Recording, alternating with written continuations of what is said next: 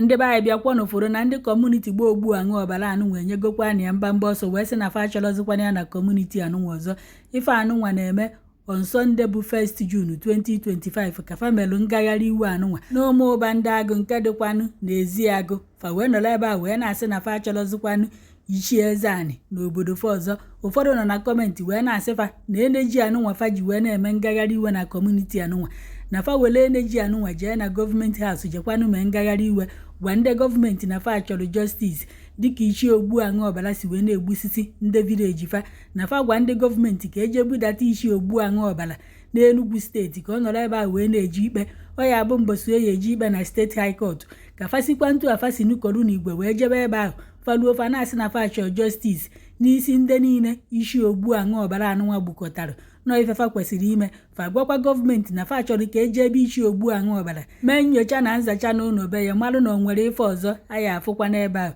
Onye nke nọ na kọmentị wee na-asị fa na nke afa na-eme ngagharị iwe na ọdụfa ka ichie eze anị na o jee ụlọ ikpe na ya hapịa na ọ bụrụ na ndị gọọmenti hapụgodi ya na o mekata nata obodo fa ọzọ na fa were okwute tụwa ya isi. Ebe onye nke nọ wee na-asị na o jee ụlọ ikpe ndị ụlọ ikpe hapịa na ya bụ ichie eze anị jụọ onye bụ onye ọkaikpe hapụrụ ya nya kee ụzọbe ya ka o si ya wee nababie maka na vileji ya na egwu ya ekwesịkwana ya wee nata ebe ahụ ọzọ. Wee sị ka m wetara unu nọ nke na-afịa n'ihu akwụkwọ ka anyị hapụ unu ka unu gekwa n'ifefa kwuru ebe a.